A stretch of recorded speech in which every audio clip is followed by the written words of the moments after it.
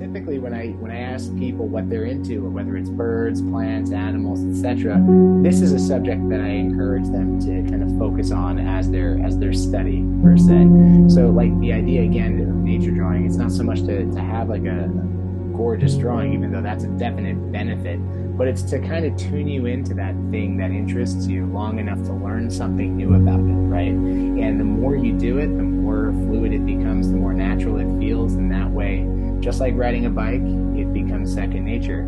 So again, I encourage you to keep it personal. If there's a subject that really excites you, that's really where you want to focus your attention early on in.